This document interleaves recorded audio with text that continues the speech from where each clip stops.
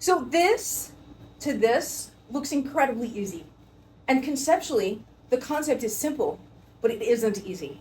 And I think it's really important at this phase in your practice to distinguish the difference between simple and easy. It is conceptually incredibly simple to do a 4-petal, and like conceptually all you do, so this is where the all you do is comes in, right? All you do is move your arm in the opposite direction that the poi is moving, and you can make these 4 petals really brilliantly.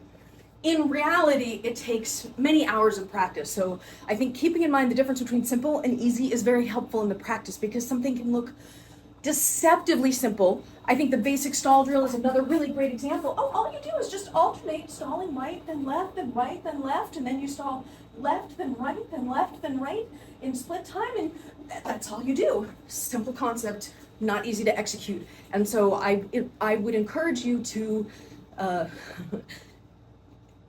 remember that just because it looked simple doesn't mean it will actually be easy, even if you understand the concept and the simplicity of the concept. It makes sense that this is one of those things that fell into the category of, I thought I should be able to do this quicker, but it just didn't work out that way.